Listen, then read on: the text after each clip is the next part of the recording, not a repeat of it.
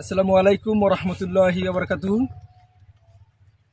ফুলবাড়ী উপজেলার জকারহাট গ্রামের মনির চৌধুরীর ছেলে হাফিজ উদ্দিন, সে একটি কাণ্ড ঘটাইছে আর কি, যে ভুট্টা চাষ এবং আলু চাষ একসঙ্গে লাগাইছে। যে হাফিজ উদ্দিন এই বুদ্ধিটা কোথায় পাইলো এবং সে কোথা থেকে দেখছে বা তার নিজ ইচ্ছায় কি করছে কি না কি করছে তাকে একটু জিজ্ঞেস করব। দেখেন আলুও সেই রকম হয়েছে, কিন্তু আবার ভুট্টাও কিন্তু সেই রকম। অন্যান্য আবাদি কিন্তু একটা চাষ করতে পারে না, কিন্তু অথচ হাফিজ উদ্দিন সে দুইটি চাষ করছে। হাফিজটা কিছু একটা প্রশ্ন করব, কিছু বলবেন। আচ্ছা চাচা, আপনার বুদ্ধিতে এই কাজটা করছেন না অন্য কারো দেখে এই কাজটা করছেন? আমার নিজের পরামর্শ আমি কাজ করছি। নিজের পরামর্শ? আপনি কিভাবে জানলেন যে এই ধরনের আবাদ হবে, দুইটা আবাদ একসঙ্গে হবে? চেষ্টা করি আমি, এটা আমি নিজের মতামতে আমি নিজে গতবার করছি, তারপর একটু নাহলে ইউটিউবে দেখছি আমি। ইউটিউবের মাধ্যমে দেখছেন? আবার আলু কতদিনে কাটছেন আর এই যে ভুট্টা কতদিনে কাটছেন? একসঙ্গে কাটছেন না আলাদা আলাদা ভাবে? আলাদা আলাদা ভাবে কাটছি। আগে মনে করো আলু কাটছি, তারপর 5 দিন অথবা 7 দিন অথবা 15 দিন পর ভুট্টাটা গাড়া লাগাই। ও, তাহলে তোমার আপনি যে আলুর যে কান্দিটা দিচ্ছেন, আমাদের এদিকে কান্দি বলে, এই কান্দিটা যে দিচ্ছেন, ভুট্টার গাছ কিভাবে সেভ করছেন?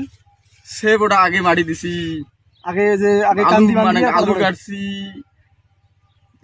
লাইনটা নিয়ে গাড়ার পর আবার মনে করে দিছি, মনে করে মাটি দিয়ে, মানে ভুট্টা গাড়ার আগে দিচ্ছেন মাটি দিছি। তাতে আয় কেমন হয়েছে, ব্যয় কেমন হবে?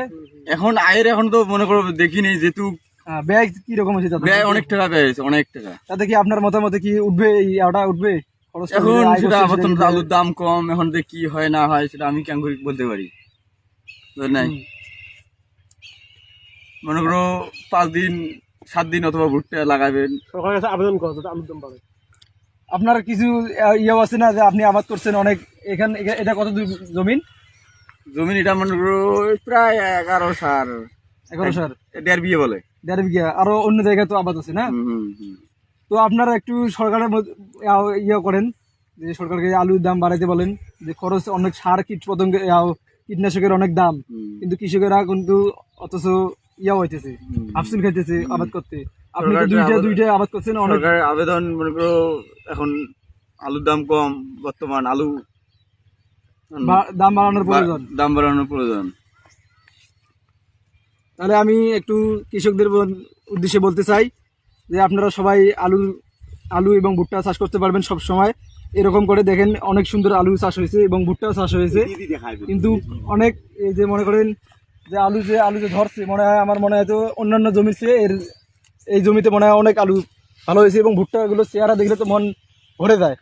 আমি সরকারের কাছে আকুল আবেদন যে ভুট্টার দাম এখন মনে করেন যে 1000-এর উপরে আছে, কিন্তু আলুর দামটা কিন্তু এই যে হাফিজ উদ্দিনের ব্যয়ের চেয়ে কিন্তু আয়ের হারটা কিন্তু কম হয়। এজন্য আমি সরকারকে বলতে চাই যে আলুর দামটা একটু বাড়ানোর প্রয়োজন, এবং যারা কৃষক, অন্যান্য কৃষক আমার ভিডিওটি দেখবেন, সবাই এরকম করে আবাদ করার চেষ্টা করবেন। এবং যদি আপনার পরামর্শ লাগে তাহলে আমাদের ফুলবাড়ী উপজেলায় আসতে পারেন, জকারহাট গ্রামে হাফিজ উদ্দিনের কাছ থেকে পরামর্শ নিতে পারেন। হাফিজটা কিছু বলবেন? না, বলবো না। পরামর্শ দেন। পরামর্শ কি দেবো? পরামর্শ পরে দেবো যদি আসেন।